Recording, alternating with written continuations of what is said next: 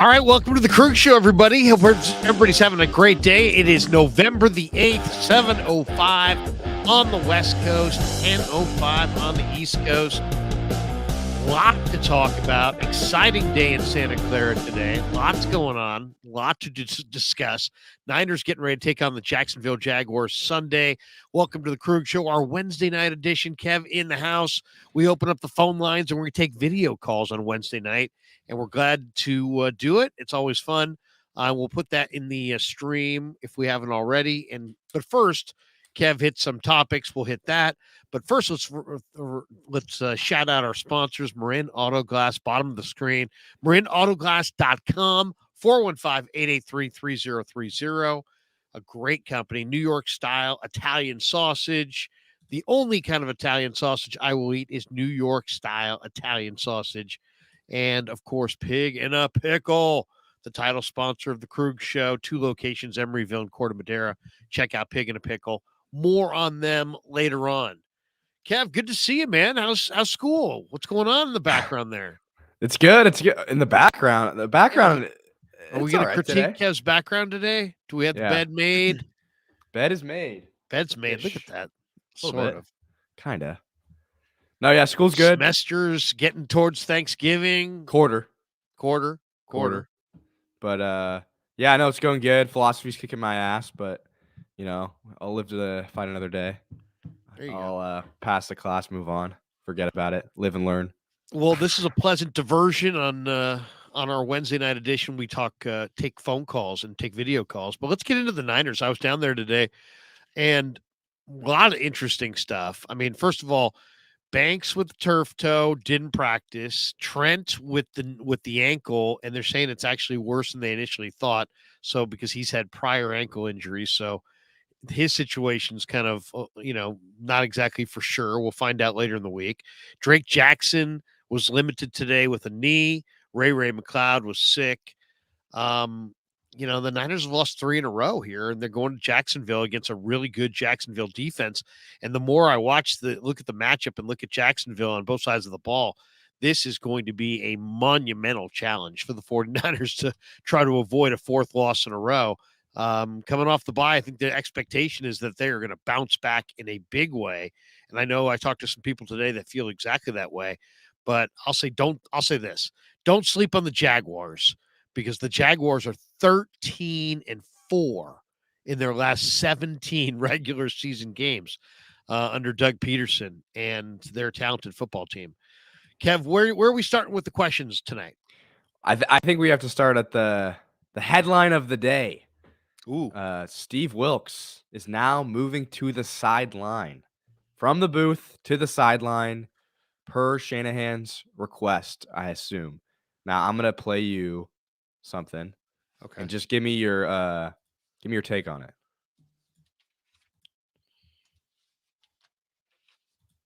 What is your personal feeling on it? I love being in the box.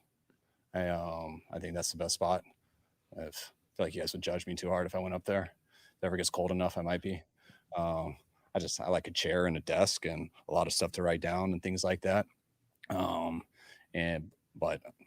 I had to do this for 9 years before I got here. I was only in the box 1 year, my last year. So I was 8 on the field before that. There's pluses and minuses to both. So you usually go with your preference. Let's swing it. Why move, Steve? Just because of some of the stuff you do in the box, all the advantages to it, which are great, but I kind of wanted to be down and be near our players a little bit. They've had that more just with the linebacker communication in the past. And I want him to be down there so he can talk to guys a little bit more. What is your personal? So there you go. It's so funny because we asked Peter King about this on 95.7 The Game, and he kind of laughed and was like, hey, he doesn't think it's a big deal. And, I would if you're going to be held, your feet are going to be held to the fire, you got to produce. This is the NFL. So, if I would just want my guy to be wherever he's most comfortable. And if he's more comfortable in the booth, then he should be in the booth. But what Shanahan is saying is kind of consistent with their theme all the way through during this whole Wilks decision, is that they want to go with what they want to go with, and he's got to adapt to them. They're not going to adapt to him. He likes to be in the booth, yeah, but their coordinators have been on the sidelines, and maybe their linebackers or their defense feels like they need, better streamlined communication and more communication. I mean, we'll see. I mean, obviously somebody felt that way. And so, and I've heard about this for several weeks that this was, kind of an internal debate. Should Steve be on the sidelines, so on and so forth. So, I don't think it's going to make a big difference. I really don't. But, I think Steve should watch it from wherever he believes he should. But, in the NFL, you are wed to your players. And if your players are used to one routine, maybe you want to stick closer to that routine. It's all about production. They're not stopping the run. And it really comes down to that. So why are they not stopping the run? They're not stopping the run because they've got a lot of pass rushers. Hargrave's more of a pass rusher. They miss Azeez Al-Shaair, very aggressive tackler on that second level. And their safeties, I think, are really not, they're not consistently making tackles in the run game. So from what I can tell, I mean, the coverage is not as tight as it needs to be. Doesn't seem like the coverage is tied to the rush. As far as the timing, the coverage seems a little slow in that timing. The rush is almost getting there. The coverage is not tight enough. So in some ways, I don't blame Steve Wilks. Why? Because at the end of the day, coverage is coverage, and you got to have, you got to be able to play it. The key to pass coverage is pass coverage. In other words, there is no key to pass coverage. You got to have dudes. You got to have guys. And to me, it's about personnel. I don't think their personnel is good enough on the back end with Oliver, and I think they've, hopefully Womack and or Luter can add something to their defense between now and the end of the year, because their coverage has not been as tight as it needs to be. Nowhere close. I was looking at the numbers the last 2 weeks. They've given up 63 completions and they've had 14 incompletions. I mean, they're getting carved up the last 2 weeks, and either this week's can be exactly the same, or they're going to have to make some changes or get a whole lot more push up front, because the coverage they're not staying. Guys are open. The last couple of weeks, the receivers have been open. Yeah, I mean, if I were to get into the mind of Kyle Shanahan, my guess is that, he sees the booth as a kind of a comfort thing. Like, he kind of even explained that in his little thing there that we just played. It's like a comfort thing. Like, he prefers it, but he doesn't do it because he doesn't want to get the shit for it or whatever.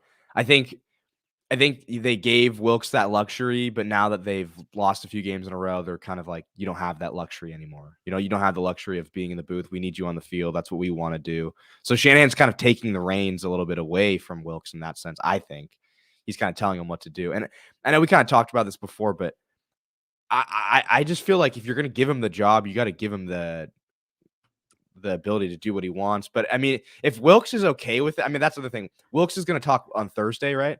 So yeah.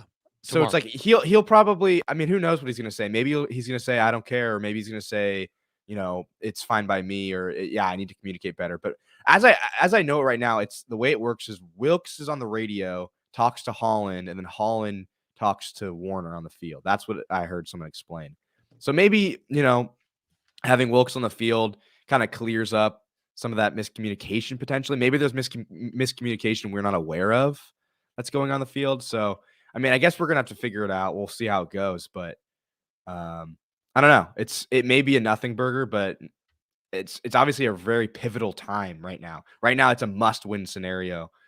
So they got to do something.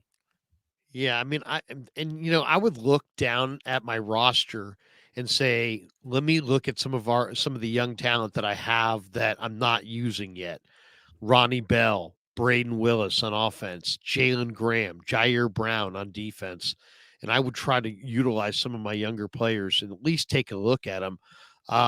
Because a guy like Greenlaw is really beaten up, and, it's, you can only play so many snaps. I would love to see the 49ers go to Jalen Graham.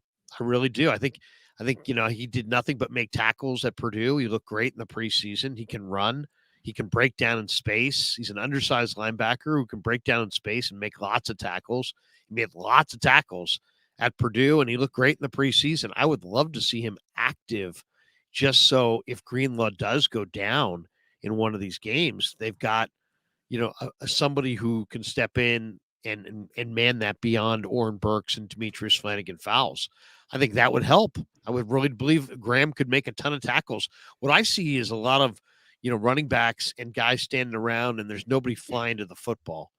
And it's like they got to have a lot of hats on the football. So, they really got to do a better job against the run. The safeties, the corners, the linebackers. I mean, really everybody on that back seven has got to do a much better job of tackling because they got to up the field pass rushing, group with Chase Young and Bosa and Armstead and Hargrave. The second level guys have got to be able to stop the run because they're all geared to rush the passer. I think that the debate right now is really this. It's do you think Wilks is the problem or do you think the team is the problem or is it both or is it neither? Because there's arguments to be made about, oh, well, nothing changed and Wilks changed, like the defensive coordinator changed, and now the defense isn't as good. And one problem that you brought up is that the linebackers are just missing tackles. They've missed 24 tackles through the first 8 games. At the same time last year, they had missed 10. Warner's missed 12 on his own this year. Greenlaw's missed 10. So it's like, can you blame Wilks for the missed tackles? I don't know. Is that really? That's not really a schematic thing. It's like, no, so it's like there's just issues. Period. Yeah, I don't. If you said, is it more Wilks or is it more personnel? I would say it's more personnel because the 49ers have some really good personnel that they've spent a lot of time in, evaluating young players on their roster that they just need to go to and give some time to. I mean, Jalen Graham was a great draft choice by the 49ers. D. Winters, I think, was a really good draft choice by the 49ers. So, I mean, Ronnie Bell, I'm convinced could be probably do as good or better job than Jawan Jennings. I'd like to see Ronnie Bell in the second half of this year. Braden Willis, I think, can contribute. JP Mason, I really think is ready to, can carry more of a significant load. So I think they've got some young players.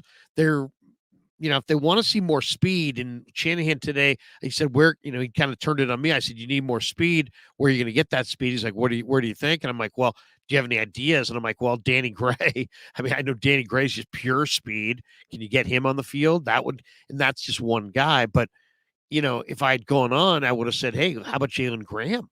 Jalen Graham is a terrific open field tackler who's done nothing but make tackles. And it's like, he can't even get active.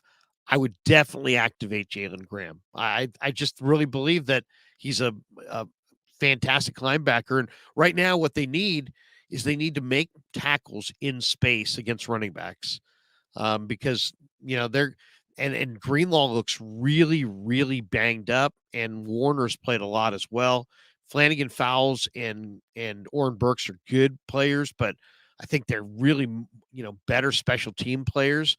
I think Graham has got a chance to be a very good player, and he represents speed and open field tackling ability. And right now, that's what they need. I mean, they really need some help at linebacker because the last 3 weeks, running backs have just run through the 49er linebacking core.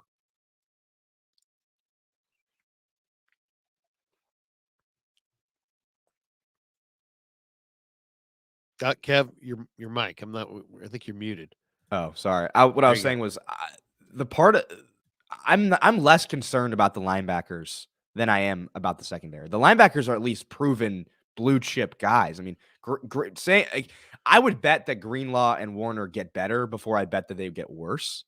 And with the secondary, I don't know if anything's really been fixed. They haven't addressed anything in the trade deadline. And I think there's just like when there's smoke, there's fire. It's like the Niners have more pressures this year than they did last year at this point, but they have like a third as many sacks. So it's like, is the coverage not holding up? And that would be my argument. The coverage is not holding up and they can't get to the quarterback because the quarterbacks are time to throw is too quick. And that's been kind of the recipe all season long, with even going back to Stafford. in the Rams. I know. And you've got 3 players back there in Oliver, Gibson, and Hufanga that are just kind of okay in coverage at this point. I mean, I think Lenore's still a really good cover guy. Ward, I think, is still their top cover guy. But there are holes back there as far as pass coverage. And, we've seen the last couple of weeks, the last 2 weeks now, how much of it was just it was Cousins and Burrow, and those guys are just masters. But, any way you slice it, they carved up the 49er pass defense. So, and then giving up 5 yards a carry to Joe Mixon, it doesn't sound that bad in some ways because you're like, Joe Mixon's a pretty good back. Cincinnati's a good football team. But they were 30th, I think, in rush offense coming into that game. It's not like they ran for 2.1 a carry the game prior against the Bears, and then they just gashed the 49er defense. So, to me, that's a big one this weekend is how well do the 49ers stop Etienne?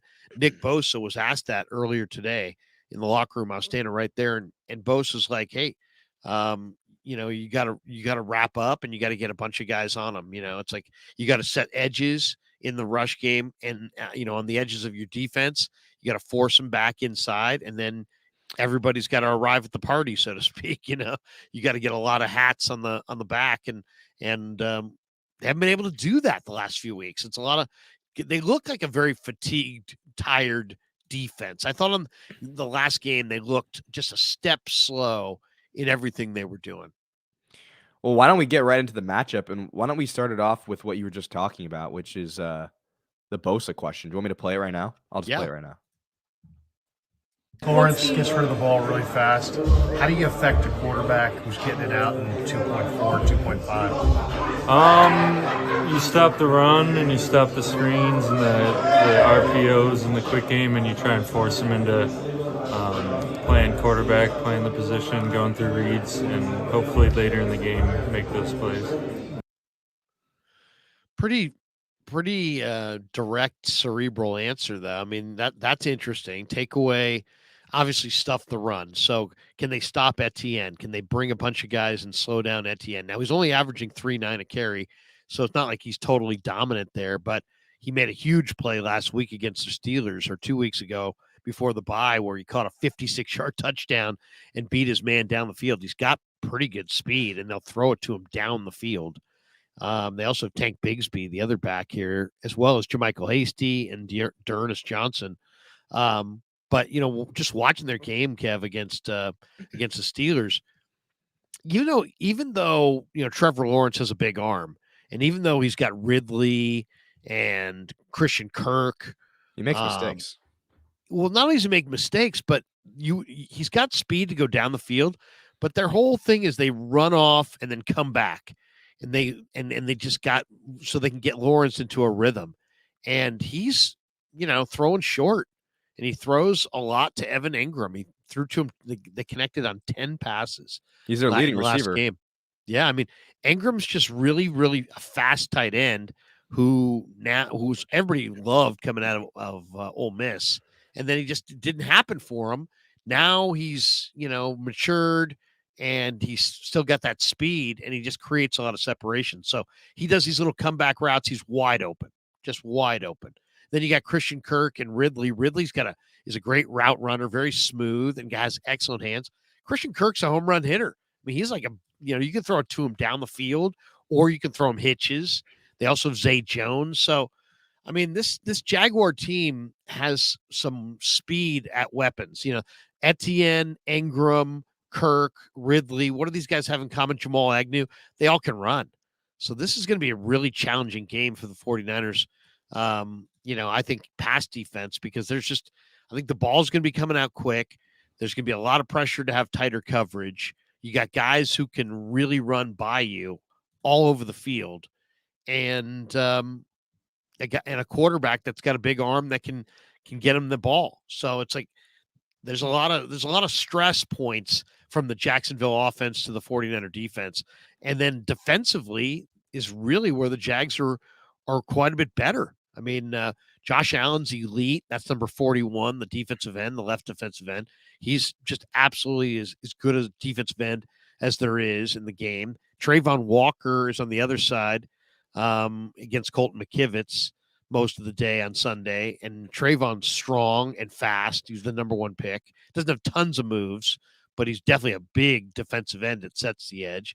And then they've got Devin Lloyd and Foyside Oluokun in the middle.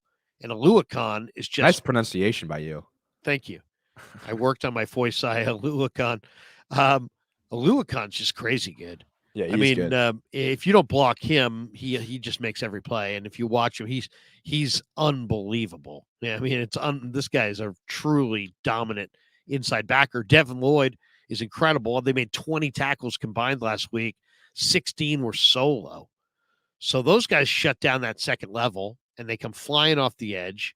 And then Gotsis and Folorunzo Fatakazi and up front. I mean, they've got some heft in the middle. And they're not bad on the outside. The Rayshawn Jenkins from Miami, Darius Williams from the former Rams having a great year. He's their left corner. He's been fantastic. Trey Herndon dropped an interception last week against the Steelers, but, he's having a nice year. Antonio Johnson, their backup nickelback, had an interception to seal the game. So they're good on all 3 levels. And Shanahan was very, praising them today, talking about how this is the best defense outside of the Browns that they've played. So the Niner offense is going to be hugely challenged, and the Niner defense is going to be hugely challenged. This is a really difficult game, buy or no buy, and everybody's expecting the Niners to bounce back with a huge win. But this Jaguar team is legit. They're playing really well. Yeah, no, you're absolutely right. I did my own deep dive on them recently, or in the last few hours. I rewatched that, or I didn't rewatch it. I just watched that Jaguars Steelers game, and they beat them pretty good. But if you watch that game, they turned the ball over in the red zone like twice, and Right. I think they turned it over another time. So it's like they could have killed them. And like Lawrence threw a pretty ugly pick, but if you're looking at this team, their defense is like kind of the main thing about this team, but their offense is scary in its own right. Lawrence can make plays. If he kind of reminds me of Kirk Cousins in a sense that like he'll have a really shitty game. He'll have a game where it's like, what was that? Like that was a terrible decision. But he'll have throws where it's like, oh my god, this guy is like, people that watch film love this guy because they'll see the plays that he makes, and it's like, oh my god, like he makes that. He has like the Herbert-esque type of throws where he's threading the ball in between 3 defenders, 40 yards down the field on the run. So he has that playmaking ability. And when I was looking into it, he is one of the leading rushers for quarterbacks in the NFL. He has 216 rushing yards as a quarterback, which is 7th in the NFL. He does have a negative EPA per play, so he's been on kind of the lower half of the league in terms of EPA per play. But he's 68% completion percentage is definitely pretty good. Takes most of his snaps from the shotgun. The Jags are probably going to come out mostly in a three wide receiver, 1 tight end, 1 running back.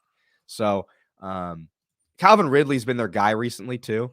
They're trying to get him more in the mix, and he's a good route runner. He's a good receiver, so it's going to be interesting to see how Charvarius Ward holds up going against him. And then when you go to the defense side of the ball, I mean, it gets even scarier.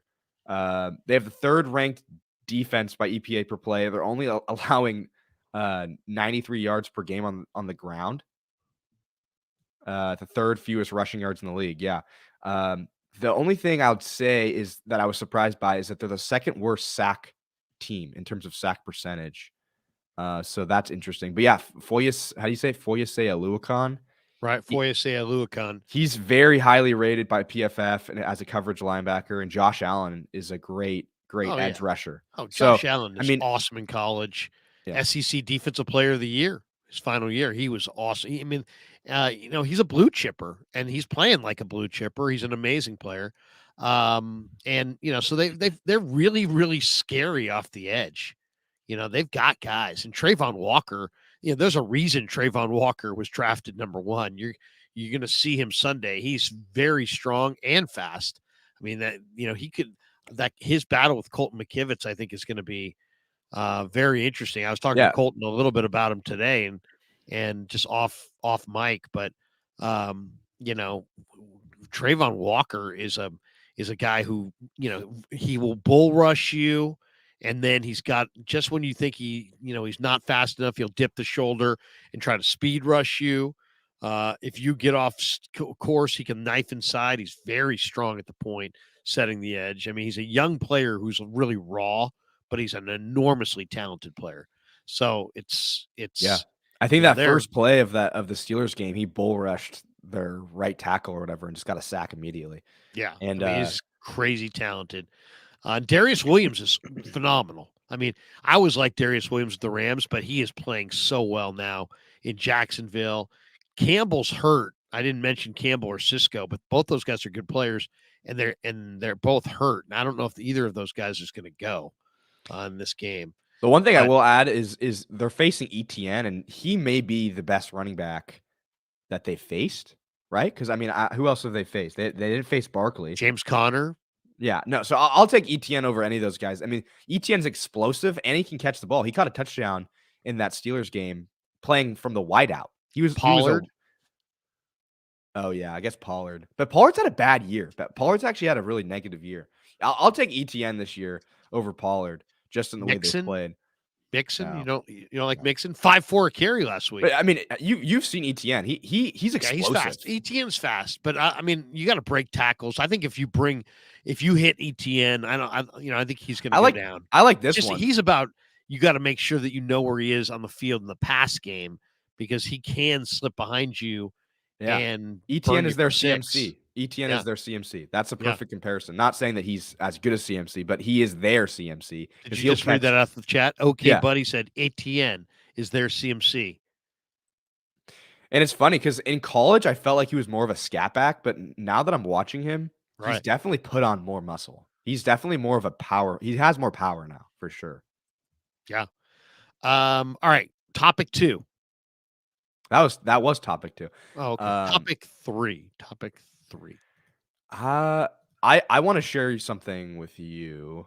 It's funny because I have something I want to share with you as well. Oh, really? Oh, are you doing the topic 3 or am I doing topic 3? Oh, no, go ahead. Share. Okay. This may go over your head. Okay. Man. Wouldn't be the first time. It may go over everyone's head, but I just have to share it because I just think it's really interesting. And some people are saying it's total bullshit. But basically, this was tweeted today. I think Lombardi retweeted it too. Okay. But this guy, Arouge, I'm mispronouncing his name, so I'm sorry. But that's his name. Okay. He does a lot of data analytics stuff, and I see a lot of his stuff on Twitter. It's good stuff. But basically, what he's making a model that can predict like expected point, like the whole EPA thing is expected points added, and Brock Purdy ranks the highest in that, right? And a lot of times people say, oh, well, that's because of the system, right? So he's basically trying, he's not a 49ers fan. Just so I'll just mention that. He's not a 49ers fan. He's just making a model. He's a data guy. But he's making a model that can predict, basically, not predict, but can analyze the throws that are being made and saying, is this throw going to add like points to the game or not? Okay.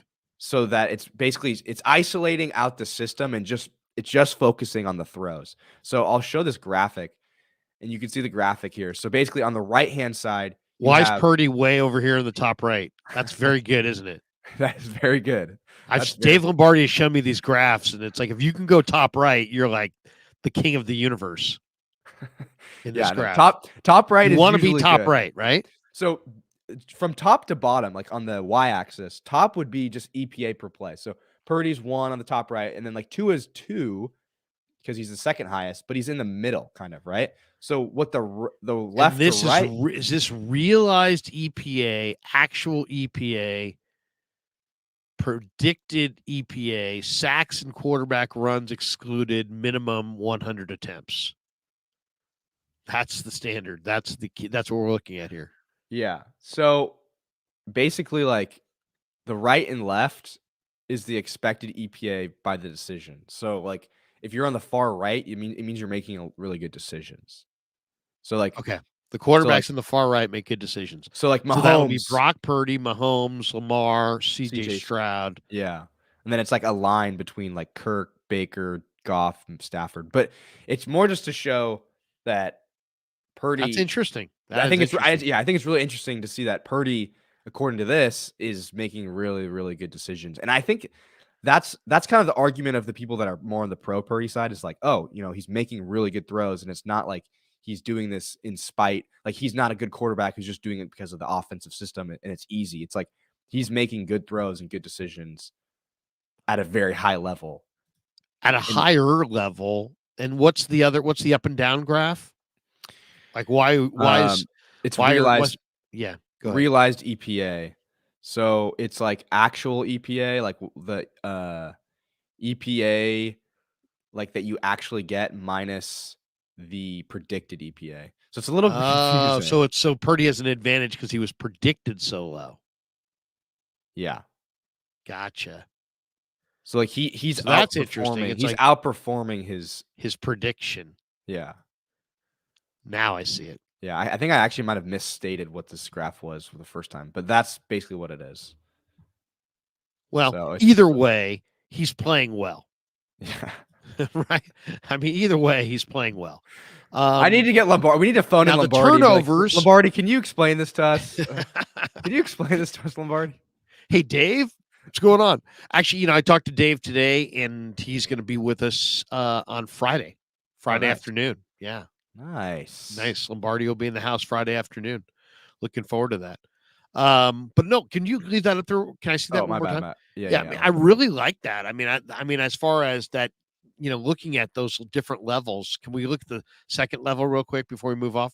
So it's Purdy 1, and then it looks like, I guess would you say is Stroud in a higher rated, or is Mahomes and Lamar higher rated?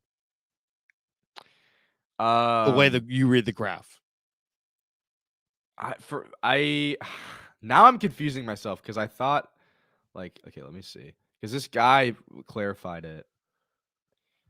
We're really getting into the weeds on the Krug show tonight. I mean, seriously, we're 32 minutes into the live stream, brought to you by New York style Italian sausage, Marin Auto Glass, 415-883-3030.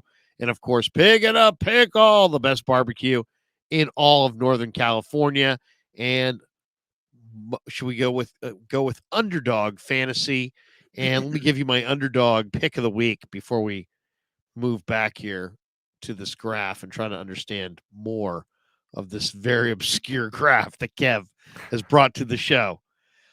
Brock Purdy is my pick this week to go lower than, he's got kind of a high number, lower than 245.5 passing yards. This is a really good defense. Joe Burrow, I've got at higher than 276.5 passing yards. I think he's going to have a big day. Jamar Chase, I have higher than 86.5 receiving yards. I go Geno Smith, lower than 244.5 passing yards. And I'm going with Travis Etienne Jr. to have higher than 64.5 rushing yards.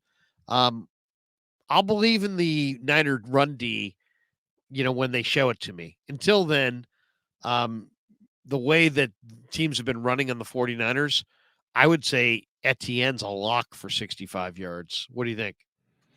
Yeah, unless they start throwing screens to him instead. He only had 70 something last week. That's the hardest thing about betting those lines or taking those lines is that it's like, okay, this running back, how many of his yards this week are going to come in the air? Like that's the game that you have to play. That's why sometimes total yards is just a lot simpler. Yeah, I kind of like the anytime touchdown too. That's kind of a good one. So just looking at this real quick, Purdy's on the top right, and then you got Lamar, who's probably the MVP of the league right now. Then you got Mahomes, who's just, we know, the best player in the league. Then we have Stroud, who's just having maybe one of the greatest rookie years we've really ever seen in the top level, let's say. Then the next level, Kirk Cousins, done for the year. Baker Mayfield, a little surprised to see him here. Jared Goff, I think, has definitely been really good. Stafford has been good, albeit on a team that he's carrying the whole thing. I think Deshaun Watson's been totally mediocre, to be totally honest.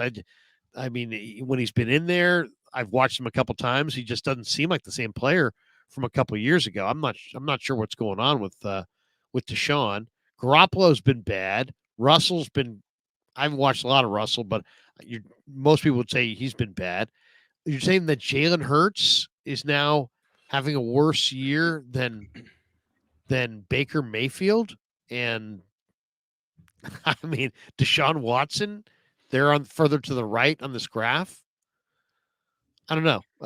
This is where there's kind of bullet holes there. I'd say Jalen Hurts is having a better year, and then they have Josh Allen. I know he's turned the ball over a lot. Jalen Hurts, by a lot of measures, isn't having a great passing year. Like, I could pull up some other statistics. Like, he has not been. Josh Allen's had turnovers, but I mean, still, Josh Allen. No, I'm talking about Hurts. No, I know, but I mean, they're right next to each other right there on the chart. Oh, like almost identical spots. So that's interesting. And then most people would have Tua much higher, but he seems like he's back here quite a bit. And then Lawrence is on that same line with Tua. So, and then Herbert's way back here. There's Purdy.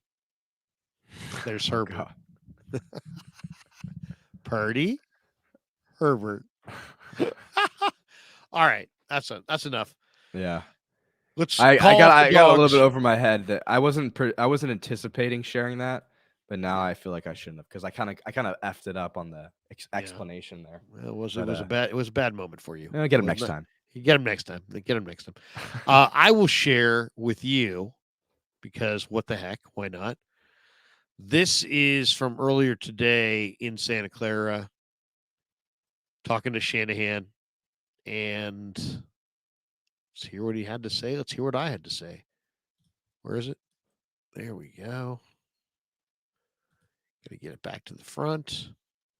Kyle Shanahan in Santa Clara today. Oh, wait a second. Take two.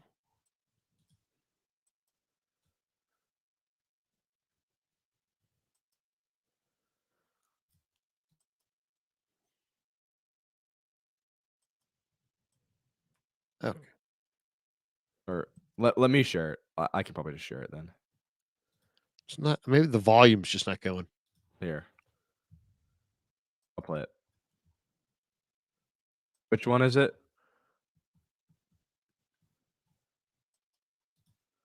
Can you hear me? Yeah. Do you want me to play it? Yeah, play it. Jeez. What is going on with the Krug show right now? Come on. What is going on? Never had technical difficulties like this. Speed or the Jaguars D? Which one was it? Jaguars D. Okay. Kyle, what do you see with Caldwell's defense? They held Pittsburgh to 260 yards or whatever. Yeah, I think it's the best. I mean, them and Cleveland are definitely the best two teams to play this year. I think they're playing at an extremely high level.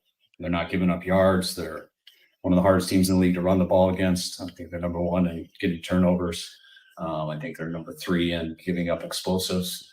So they're a bend but don't break defense because they're not giving up explosives, and it's really tough to run the ball against them. And they lead the league in turnovers. So it's not a surprise if 1-5 in a row.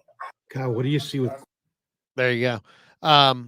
It's a good defense. I mean, this is going to be a really big challenge for the 49ers on both sides of the football to try to get this win. I think everybody's kind of expecting, Kev, that they're just going to, immediately vault themselves into some great situation. But the chance of them losing 4 in a row is real. It's real. This Jacksonville team is good. We'll see. I mean, I saw Houston beat them, and they looked totally not prepared to play that day. They have not lost a game since then. I can't think of a good team, at least, that lost 4 games and did anything significant. So, I mean, you don't like let's be real here. What good team loses 4 games in a row? That doesn't happen. So I'm very concerned. I would be very concerned if you were a 49er fan with this game, because I mean that's just terrible. That's just terrible. It'll be a tough game to win, and it's not an easy game to win. They're coming off a bye too, so it's like, yeah, they're getting where you think they'd have the advantage, they don't in the rest days. So it's going to be a tough game. And Lawrence is going to bring it. So, it's It's going to be tough. I don't know. It's Well, going to be it's very, tough. very tough. All right. Topic number 4. I don't have topic number 4. I thought really, really ill prepared. All right. Have you put the call thing in the chat? Have you done Yeah, that? I don't think anyone wants to call in tonight. It's pretty dead on YouTube right now. Like we're like the most watched live stream for 49ers content right now, and it's not. Maybe because the worst game's on national. Maybe because tele? I didn't tweet it tonight. Maybe. Didn't tweet it. Maybe that's it because you didn't give me the link. Well, the link's on YouTube. All right. Well, we'll do this. So I guess one super here. James Foster says $1.99. Our D line against their O line now left guard, our new left guard for Jacksonville. Yeah, I mean the Jaguars, their situation on the line is Walker Little, the former Stanford Cardinal, is listed as is out, I believe, and I don't think Ezra Cleveland is ready to go either. So that, from what I'm looking at. So that's a question for them. The other question for them on offense is Zay Jones. Doesn't sound like Zay Jones is going to go for the Jaguars. But this is going to be a really, really challenging game. 10 a.m. start, Eastern time zone. It's going to be perfect weather, so that's a great situation. If you're going to play a team from Florida, you definitely want to play them in November or December. It'll be absolutely ideal football conditions, fast surface. It's going to be a major challenge. I watched Trevor Lawrence last week, and I thought, wow, he's in Pittsburgh. It was raining. The Steelers have a tough defense, and they didn't have a huge day offensively, but he completed a bunch of passes, and they made plays, and they just turned the ball over. I mean, they really beat the Steelers by multiple scores in Pittsburgh, and they've won 13 of the last 17. So I mean, it's an amazing thing, really, that the Jaguars are playing as well as they are. I mean, I didn't expect this. I thought they'd be a pretty good team this year, but they've won 5 in a row. And if you look at their talent, you're like, okay, I can see it. They've got. I'm a little surprised how well their offensive line has played to this point. Walker Little's playing well.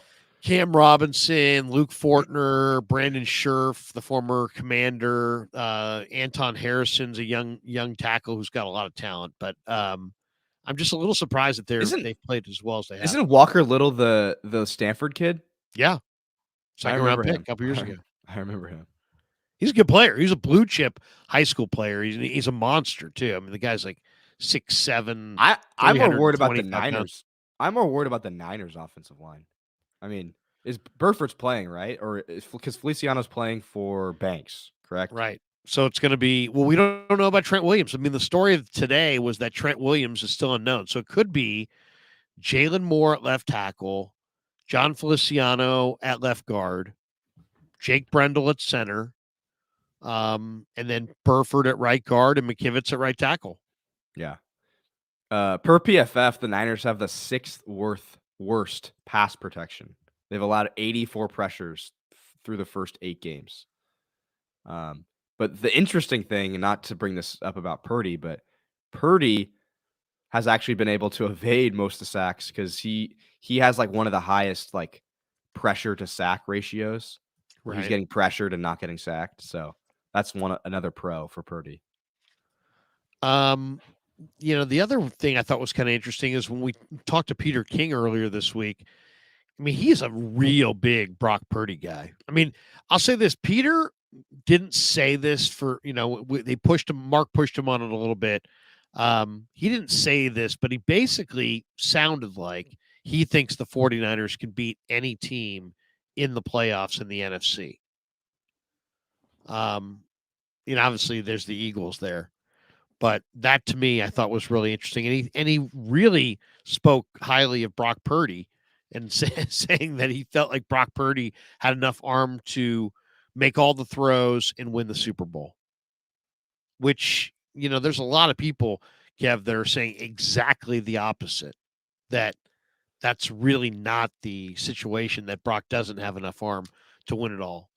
Which side are you on that? Where do you weigh in on that? Well, I mean, yeah, If you can't tell, I'm on more of the pro Purdy side. I think he's good enough. I think a lot of the problems early have been not him. To say it like in the simplest way. It's just been not his fault. The picks were the picks, and the picks were bad. But there's a lot of other things going on with this defense, with the offense, offensive line. And I think there's a lot of other places to find issues with right now. And I don't really know what Peter King, where Peter King's background is in, or what made him kind of semi-famous or whatever. Well, he's a writer. He's been covering the NFL for a long time. Yeah. I'm always interested in people's opinions on this. It's kind of funny because it's like some of the hot take guys are very quick to be like, I hate Purdy. Like the Nick Wrights and like I don't who else. There's been other people where it's just like they have the hot take, and I almost feel like they do it not because they believe it, but because they know it's like it's kind of like juicy sometimes. And I'm not talking about like Adam Schefter when Adam Schefter was reporting things in the summer and people were like, he's doing it for clicks. I'm not saying those people are doing it. I'm saying the people that actually do stuff for clicks, like Nick Wright and like some of those other guys. No, I get you. Like those guys, I wonder, like, do they really believe what they're saying, or are they just trying to have an opinion because they want to have an opinion? Right. Exactly. That was a crazy time of the summer. We got to admit that when people were negating the credibility of Adam Schefter on Twitter. I'm like, what does Albert Breer know? What does Schefter know? Ian Rappaport was wrong about Mac Jones being drafted to the 49ers in 2020. It's like, what? Mark Schlereth doesn't know our squad. For all the people, the anti-Mark Schlereth people. That was a crazy it was a rough off season. Big Mo Easy's in the house. What's up, Big Mo? What's up, fellas? Kev, Larry, what's cracking? What up? Man, we're having a good time. I was in Santa Clara today. Trent Williams, we don't know about his status for this week. That's the big question going into the rest of the week. But they got Chase Young, and they're feeling refreshed, and we'll see what happens Sunday. Well, I just want to say this, man. As a 49er fan, die hard, bro, I am so happy because we're going to go undefeated from now on. Run the table. Yeah, we're going to go undefeated because Wilks came down from the booth. That's right. You kidding me? All it took. You know what? 2 months from now, we're going to see each other doing a show like this big. Do you remember where you were when you found out that Wilks was going to be on the sideline? Because it turned the entire world around. I mean, everything in my world is better since Wilks is on the sideline. I mean, I would say let him do it if you're going to hold him accountable, and you are, why don't you let him do it where he's most comfortable? That's what I would say. And if in a lot of guys, he's not the only guy that likes to be up in the booth, but the 49ers, it's kind of consistent with the whole Wilks experiment here is that they hired Wilks not to run his scheme, but to kind of continue the scheme that the 49ers had. And now what's the point of that? Sorry to interrupt, but like, what is the point? No. I'm so confused. I'm really confused by that. I know we kind of talked about this before. They like their front. They like their wide nine front. Why do you hire a guy and tell him, hey, this is your job. This is what you're going to do. You can't do what you want to do. You have to do what we want to do. And like, we're going to tell you where you got to go. Shouldn't he have the latitude to do what he wants to do? Like, why would they hire someone new? Why wouldn't they go inside the building? It was the number one defense in the league.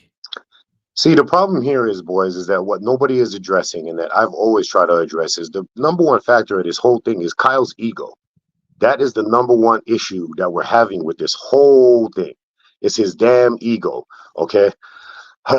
Here we go. Let's get into it, okay?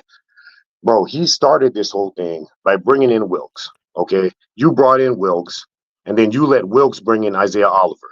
Now, if we're looking at it just straight up from an outside looking in, okay, Isaiah Oliver so far is on the curb, trash.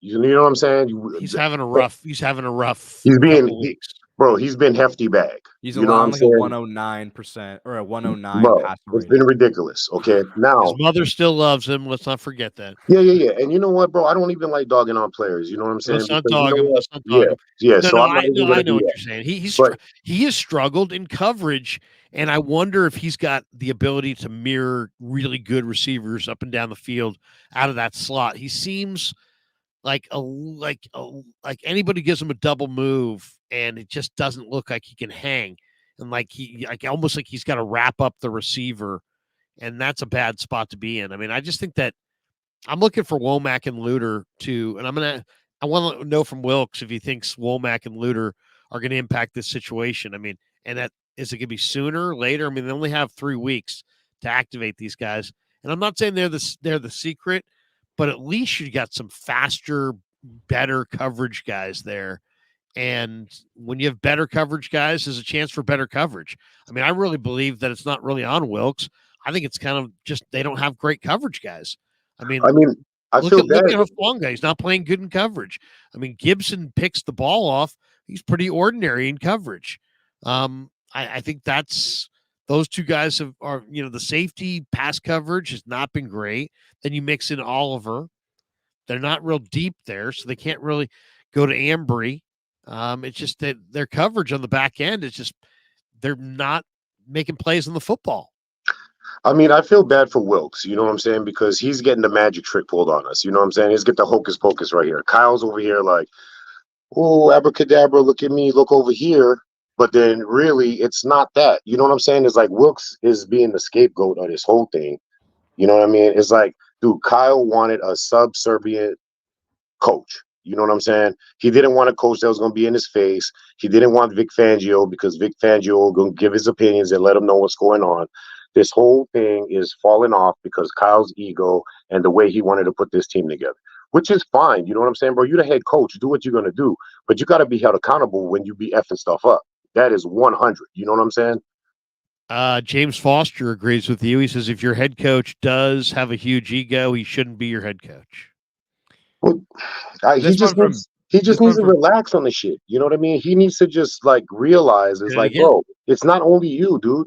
You know what I'm saying? It's like, bro, your calls are mediocre lately. You know what I'm saying? The only play call I see is literally CMC this, CMC that, CMC to the outside, CMC catch a pass, CMC over the middle, CMC everything. It's like, bro, you're not even utilizing any of the other players that you're paying on this payroll. I understand Debo was hurt. That's why I'm wearing the Debo shirt. Because he's about to be back and he's smiling. Well, I mean, that's the hope. The hope is that Debo's going to, come back and play a significant role. I mean, and obviously Trent, you got to get Trent back. He's the best left tackle in football. Both 100. those things will help. But I kind of wonder too if, it's. I'd like to see some of the other guys. I'd like to see Jordan Mason a little bit. Oh, you already know, Larry. I'm on that Jordan Mason train, bro. Like, dude, I got that shirt coming. You know what I'm saying, I'd bro? like to see Jordan Mason a little bit. I'd like to Mason. see Braden Willis a little bit. I mean, I would like to see some of their younger players. I'd like to see Ronnie Bell a little bit.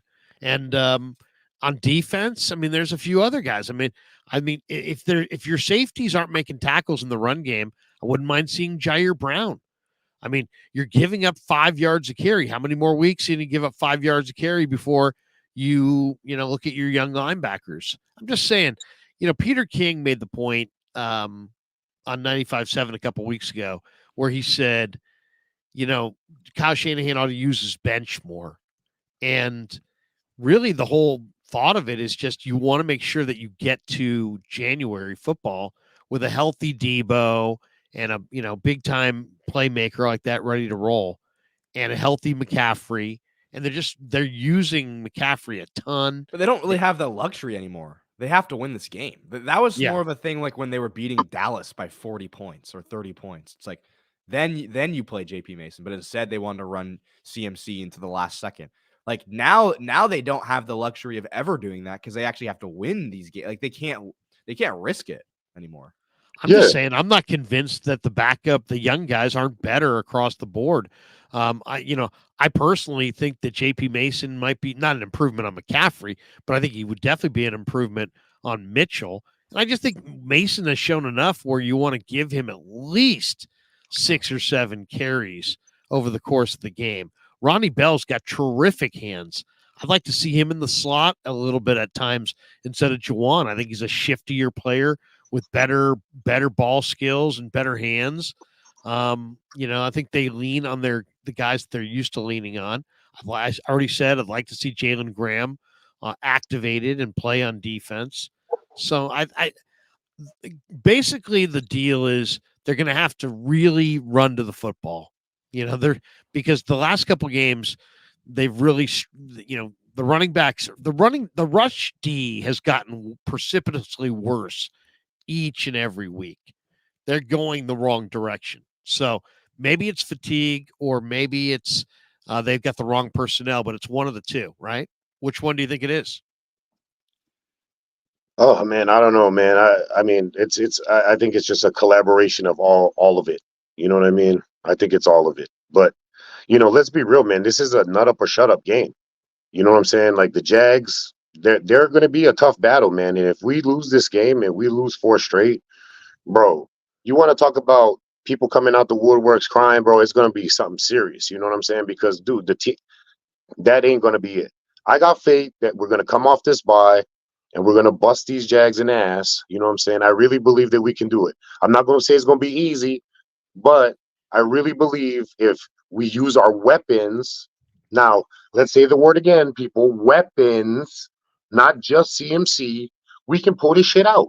You know what I mean? But it's going to be up to Kyle changing his ways and adjusting his game plan and the defense holding strong and making open field tackles.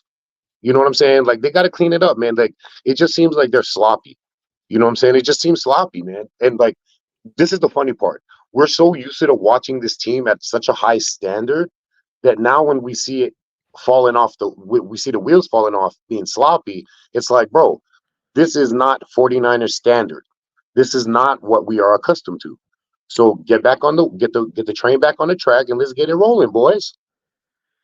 I mean, that's the hope. That's the hope for sure. It's funny. I was looking at some prediction online, and the guys like Jaguars are going to win that game. I mean, they can possibly win that game because they are a good enough team. However, you know what I'm saying? I got faith in our boys that, we lost 3 straight, man. If you don't get your shit together after losing 3 straight and we come out flat after a bye against the Jags, bro, there ain't no words to say after that. You know what I'm saying? The only thing about it, it's a little bit of a matchup problem. Jaguars defense has given up 19.5 points per game. They're tied for the NFL lead in takeaways. They've taken the ball away from their opponent 18 times this year. And now Purdy's issue has been protecting the ball. He's played well, but he's got 5 interceptions overall, all of them recently. So it's all taking care of the football and being patient. If it's not there, punt, go to the next play, lean on your defense. It's going to be the defense is going to have to show up in this game. They're not going to be able to score 35 points, I don't think. I would say, this is going to be a very close football game. I would say 24-21, something like that. And I was going to say, even if we get to 24, that's awesome because we've been averaging 17. You know what I'm saying? But the problem is all collective. The defense is giving up too much yards, putting too much pressure on the offense. So the offense is now playing out of control and not in their rhythm. You know what I mean? Let's be real, though. If we had a hurry-up offense, I don't know why the F we don't practice a hurry-up offense. You know what I'm saying? It's like, dude, you act like your team is never going to be behind. It's like every team, I would think, practices a hurry-up offense just in case if you need it. And he was actually asked that exact question today. Did you hear his answer?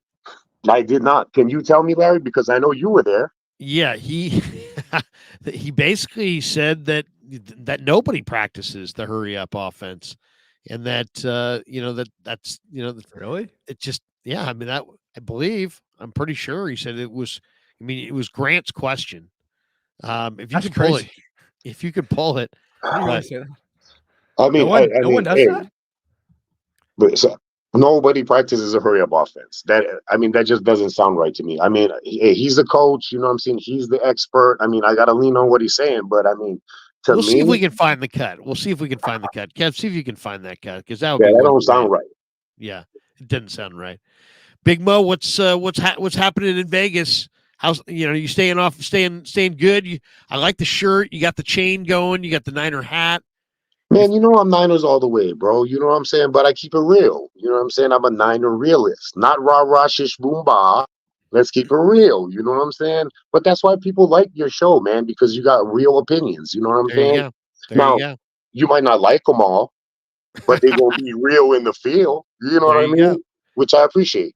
But anyway, thank you, Larry. Thank you, Kevin. Man, you guys are always so wonderful, bro, Mo. for having me on. I appreciate you guys so much, bro. Pig in the pickle, baby. Big Mo's in the house. Good to see Big Mo. Should we go to Lincoln, I think Or- Lincoln was just doing his hair there. I saw something. or do we go? How about down here? EMA Beats. Either way, I think they joined at the same time. Exactly the same time. I couldn't see. It was a photo finish. Kev, this is what I need you for. I need you to be able to say. I think it's Lincoln then, because the way it shows up. All right, there you go. Lincoln. Lincoln, what's going on, man? How are you? Guys, what's up? Well, I'm a Niners fan, so I'm all right, yeah. And where are you calling from? Hawaii, baby. Oh, that's right. You called in before. Yes, sir. You know I love it. You know I love your son's hair. You know I I love didn't- a pickle. And I got Pig all in a pickle. for you, Larry, yeah. Anyway, So mahalo, dude. What's going on? sure, yes, sir. Well, obviously, same. It's all the same right now. Niners land, yeah. My take is, I think the world's coming down on Kyle. I mean, I think he's really being exposed. Niners for life, but man, Bill Walsh and Kyle Shanahan are so different, but yet they kind of get talked about a little bit the same. Genius and stuff, yeah. So I'm just saying, I actually love what you guys, the community, the accountability community, or quality control, whatever you call it. I love it. I actually think that those billionaire owners are probably watching some of this, and it might be affecting a little bit, yeah. Because hey, long are the days of, just a couple geniuses that can blame all their problems on somebody else, and then whatever. So I'm just saying, I could be coaching the Niners better than this. Really? Whoa. Would you coach from the sidelines, or would you coach from the booth? Sir, I'm coming from the sideline. I'm with Sidelines. I'm with my Would guy. you have ponytail up, ponytail down? The hair comes down after we win. It's all business until then, yeah. Would you go hat over hair, or I mean, what? I mean, Man, what are you gonna wear? Are you gonna be like Mike Nolan, wear a suit maybe on the sideline? White boys don't wear flat-billed hats. No offense, Kyle. Yeah. You don't like Kyle's hat? I You know just- what? It's a youth Kyle thing. does Bro. like the flat bill. He's Kyle been ain't cool. consistently rocking that shit. Kyle ain't cool. That's all I'm saying, yeah. Now we're No. questioning what do you want? Do you want the John Deere fold? Like this? Yeah. Well, you know what? Yeah, Kyle's a John Deere fold type of guy. If you ask me, looks like he's a farm boy from Texas. What are you flat billing for, tough guy? I got cousins in New York, man. They'll take that hat right off. What's your guys' opinion on the visor? Well, Because Peterson wears the visor. yeah, visor is you got to be. I mean, Gruden goes visor. He went visor. Kirby Smart goes visor. Kirby for Smart Georgia. goes visor. Spurrier went visor. How Dude, many guys visor- went visor? I used to roll a visor. I'll be on, like when I was in my 20s, Right. I had a Niners visor. It's just tacky. It's straight tacky. I mean, if you're gonna put a hat on, put a hat on. Yeah. What are you doing? I get it. Keeping the, I don't know. Maybe the sun needs to get to some of our bald spots. So that's Right. what There you Well, go. There Let you it go. breathe. Maybe that's the thinking. People are like, hey, you know what? I Yeah. want to let my head breathe. that's what, hey, there's some people that really believe that. I used to go to high school with a bunch of guys that, girls are always like, you wear that hat every day, you're going to go bald. And man, I think most of them did, like, quick. There you go. I Don't wear the hat. I just think they're tacky, but I wear one. Oh, I had one more question for you. Beyond this, it's the conversation right now was jamming. It's Is it a What- hat question or is it? Is it a hat question? well, for Kyle? No, anyway. No. Yeah, You don't like the flat hat. Kyle. Next time, maybe I'll mention it to him. Hey, Lincoln Dixon in Hawaii. What island? Big Island. Big Island. Oh, I love the Big Island. Man, Oh, your son almost drowned here, brother. Yeah. I know. Not me though. It wasn't me, guys. Amen. Amen. Hey, No, we're my all youngest different son, my son. more valuable son. He's 14. This guy's he's got my more hair true. to grow. He's really a star. I mean, this guy appears pretty good, but that kid's like really a star. I mean, really special. Good genetics, guys, all the way through. Same runs in my family. No, but Kev's like, I look all the work I do. We see you, Kev. Yeah, seriously, we see you, Kev. Respect. We see it. You're working. So what's your final comment, Lincoln? Because we also got EMA Beats in the background. He's got his hat going. He wants to jump in. He has the flat bill hat going. He's got the flat hat. He might have a comeback. Yeah. He'll speak to that then. Yeah, seriously. I'll leave it at this. I like the fact that in the real world, iron sharpens iron. So Kyle, this show's for you, buddy, and so are many more. Yeah, we all want to see the Niners succeed, and there's more brains in the world than just yours. So I'll leave it at that as a fan. I love you guys. I'll call in again when I see you, and keep it up. Thanks, Lincoln. Pickles, Mahalo. Appreciate you. Look at that. Lincoln Dixon, Big Island. Man, if I could have a place on Kapuna Beach. EMA Beats has to really defend his hat right now. EMA Beats is in the house. What's up, EMA? Yo, what's up, Larry? How's it going, Kev? What's going on? What do you got Can you going guys hear me tonight? good, man? I got these AirPods in. I just want to make sure you guys can hear me well.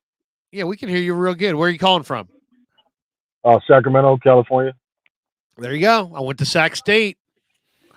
There we go. Go Hornets. Bzzz, Yeah, bzzz. man. That's my one. There you go. Giving my B buzz. What's going on, man? Yeah. What are we talking about tonight? Man, well, everything Niners, but first I want to start out, man, by saying, Larry, I really appreciate your football acumen, your ability to see great players and stuff like that, man. I've been following you for a while, and one thing for sure that I remember is recall you talking about all the great tight ends that we had in this past draft. And I'm still kind of bummed out that we got I'm not so bothered by the fella from the Sooners, but we're just not Braden seeing Wills. them. But Braden. Obviously, Cam was a scratch as of right now, and he was just so underwhelming. And coming from Alabama, it was pretty disappointing. But you talked about Dalton Kincaid and Michael Mayer, Sam Laporta, and Luke Musgrave, and all these guys are doing really well. You know what I mean? So I just want to, salute you. Thanks, man. The guy that I like the most has not played well yet. Mayer has not really gotten it rolling, but I think Mayer's going to be really good. Musgrave's been great. Kincaid's been fantastic. Yeah, it was a good class, man. It was good. Laporta. I mean, I think Laporta's maybe the best of them, right? He looks really good. Those Iowa tight end prospects. Yeah, no, for sure. So I just want to start out with that. But thanks, man. Appreciate you. No, thank you. It's kind of crazy to talk about Kyle. I've been talking about how arrogant and kind of set in his ways, Kyle is, and even when he knows that something is not going to work, he still tries to go, for it and do it anyway, just out of foolish pride, I will call it. And he tends to be self-destructive. And I kind of thought that this year, after that first 5-0 start, I thought he started to mature in that area and deviate from that side of himself. And, because offensively we were just rolling, doing so well and what have you. And, it just, the last 3 games, it seemed like he's kind of, dialing it back and going back into that, that mode again, that self-destructive mode. And it's just been disappointing, to see that. And then, also obviously with the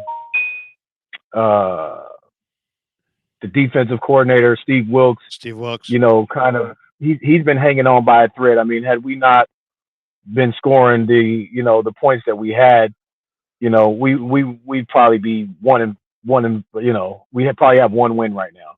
I mean, it's pretty clear they're not happy with Wilks. I mean, I don't know. I don't know to what degree. I don't know exactly, but I mean, I don't know. I mean, They're not going to say so. Nobody's going to say that. Nobody's going to undermine anybody. But I think the fact that they're moving him from the booth to the field and kind of dictating to him, and the defense has struggled. I don't know if they're blaming him. Some people have argued this week that they're scapegoating him. I wouldn't go that far. That seems really heavy-handed and kind of reading into it intent, which is kind of, I don't go there as far as reading into their intent. I think their intent is to win. But it's, I'm not sure if it's going to work out. We're going to find out. I mean, is Steve Wilks being on the sideline going to make Isaiah Oliver a better cover man against the pass? I would say no. Is him being on the sideline gonna stop Charvarius Ward from holding all damn game? I mean, Right. he reminds me of it's like Richard Sherman 2.0, and he's too young for me to be saying that. But Richard Sherman used to always get those holding calls all the damn time. He made a couple of good plays, but man, that PI thing, at least when he came with us, Sherman was getting a lot of those, and it's underwhelming because we paid him a lot of money, and he just seems like he's not getting it. And they played better for D'Amico last year, so I feel like the energy, the personality, the way he interacts with the players, he might be a little bit lower vibration wise, and he's not very, he's not like the rah high energy, high octane kind of guy. And players in the game of football, especially on the defensive side of the ball, I mean that's key to getting the best out of your players. I mean, look at Chris Kasarik and how much production he's gotten out of his defensive line. We get Kerry Hyder, we get Jordan Willis, we get all these guys from his other teams and stuff like that, and he puts together a monster defensive line. Now, granted, we haven't been looking up to par as we have been the last 3 to 5 seasons since Wilks has gotten here, but I'm just saying that's what this team is used to, especially on the defensive side of the ball. It should not just be left up to Fred Warner to keep everyone's energy and their levels up. And it's crazy that they're bringing them down from the booth, because that's one of the first things that came to my mind. I got pissed off when I was on a Rombo Sports Show, and I said that Steve Wilks needs to bring his ass down from that booth, and he needs to get on the sideline. He needs to touch his players. He needs to get more personal, be more of a presence for those guys, because like I said, in the game of football, man, that's everything. And the defensive side of the ball, guys love that interaction, that they feed off each other's energy. And if he's just up there in the booth, there's a big separation. And I mean, there's a lot of different ways to do it, right? But it's also sometimes it's like if this were a school and they were used to learning one way, and they had a teacher that always taught them one way, and that's what they're used to, and having that kind of communication on the field, maybe that's what they need. Who knows? I mean, I can't speak to it. I think that Wilks should stay wherever he's most comfortable. And if somebody really said to me, "Hey, what do you honestly think is going on this side of the ball? Is it Wilks? Is it the players? Is it this? Is it that?" I would say it's the personnel. I mean, they've lost just in the last couple of years. Hassan Ridgeway, major run defender. Samson Ebukam really sets the edge well against the run. Was very strong on the edge. Jimmy Ward. Yeah. Jimmy Ward was as physical a nickel back and safety as there was. K'Wan Williams before him was probably as physical. Tart was total hitter. I mean, this guy could run and hit. He didn't catch the ball, but he could run and hit. Emmanuel Mosley was phenomenal against the run. And not to mention Aziz Al-Shair. Al-Shair is a tackling machine. So they lost. Then they brought in Hargrave, who's much more of a pass rusher. So he gives them kind of a pass rush, inside. And then you look at the backup tackles. I mean, Kevin Givens is a one-gap penetrator, get up the field, rush the passer. Speed is his game. And so it's just that they got a lot of, they don't plug up holes in the middle. They're leaning on Warner and Greenlaw to make all the tackles. and now Greenlaw's beat up. And I just think the safeties and the DBs are overall not good enough in the run game or the pass game, really. Yeah, no, you make a great point with all of that. Honestly, I agree. I wouldn't. And what I was saying as far as him coming down from the booth, it's obviously not going to be solely 100% on Steve Wilks, but I feel like he's having a hard time trying to, get acclimated with this defense that Kyle and the Niners wanted him to come in and continue, and he might be throwing in some of his own stuff, and it just may not be working. I mean, he's giving a lot of cushion. He's doing a lot of things, allowing big plays, and then guys are kind of out of position and stuff like that, and it just seems to be not really clicking. And I think he has a responsibility, to make sure that he's doing his absolute best. And I just don't feel like he's doing that right now. And I knew there was going to be a drop off from the, D'Amico to Steve Wilks, but he was in such high regards before coming in. I kind of feel like, well, maybe it won't be too bad. But we've dropped so low within these really from the beginning of the season, because we were getting gashed, in LA. Even the games that we won, there was still a lot of big plays and a lot of things being done offensively to our defense. So I feel like there's a lot more that he could be doing, and there could be an ego aspect to that. Lastly, I'm going to say is that Wilks may not want to do what was working in an identical form like D'Amico was. Like, I mean, if it was me personally, if it's not broke, don't fix it. The old saying. Right. I would want to do what those guys were doing and mirror that, because if we get that success and that production that we had in years prior, there is no drop off on the defense. And if anything, that just elevates the stock of Steve Wilks. And hell, maybe it wouldn't be after just this season, but hell, he could have got a head coaching job if he would have been, in as high ranked as a defensive coordinator in one season with the Niners like D'Amico did. If he would have, maybe taken that and said, I want to call Saleh, call Wilks. I mean, not Wilks, but D'Amico, and communicate with them. What are you guys doing? Just find some ways to get more of an understanding of why and how it was successful with these guys, and build a personal relationship, and, get that information, extract those details, and apply that to the defense. And, what's the worst that can happen? I mean, if you feel like you're taking a back seat as a defensive coordinator, like I said, that's more of an ego-driven situation, but you're looking like shit right now. Well, so how about this? You had the number one D, okay, and we've acknowledged they've changed some personnel, so it's not quite the same personnel. But you did have the number one defense last year.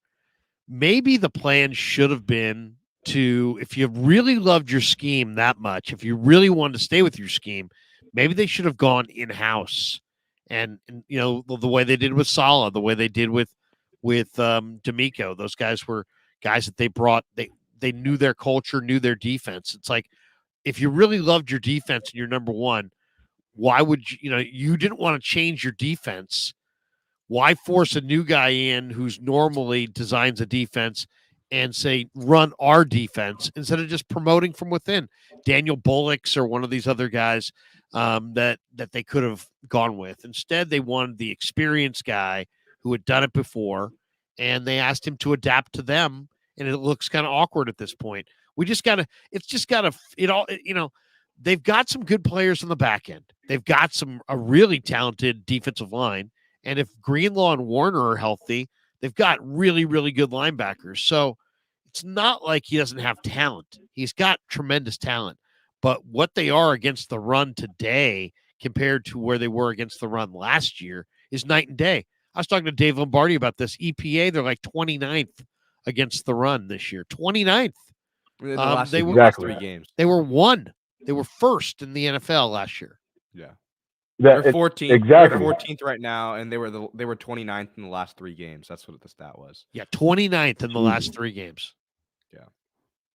Yeah, man. So they're going to have to do a better man. job. I don't know did they get fatigued? Yeah. Did they stop? I mean, they have missed a ton of tackles, And when you look at those numbers of completions for Cousins and Burrow, their pass defense just got carved up. 63 completions, only 14 incompletions the last 2 games. So, and you look at Lawrence, he's got good weapons, and he kind of does the same thing. He throws short.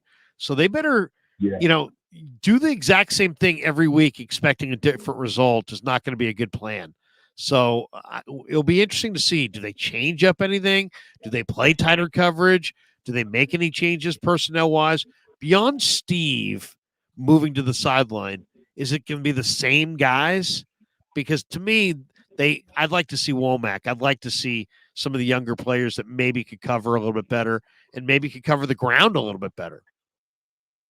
No, yeah, yeah, man, you're hitting it on the head as usual, man. And as a whole, the team needs to improve. Kyle's got to start utilizing his weapons. I feel like he does the nepotism thing and has his set favorites that he wants to get the ball to or give burn to. Ronnie Bell is hungry. I mean, Danny Gray's not even playing. I would be trying to get as many plays in for Ronnie Bell as possible. Yeah, I love what I'm seeing out of him in just a few opportunity he's gotten, and he's hungry. I think he's ready for it. So and the youth. Let's be honest. I mean, if they get a performance from somebody that they're not expecting, that will give the team a lift and get them to relax a little bit. There's a lot of talent here, but if like Ronnie Bell had a big game where he caught 8-9 balls and was making plays, got in the end zone, maybe that would take a little pressure off of the other guys. I don't know. To me, Ayuk was the best player I saw in training camp, bar none, and I was expecting him to go off. So, if they could get him the ball in the red zone, I think that is what I would probably want to see. I mean, I just feel like he's of the Niner receivers, he has gained the most separation this year. Yeah. More than Jawan, more than Kittle, more than Debo. Ayuk gets more separation. So maybe he's the guy that goes off. Hey, EMA, we'll let you go, man. Have a great night. Thanks for jumping in with us. Thank you. I appreciate it greatly. Shout out to you both. All right, Kevin. Take care, man.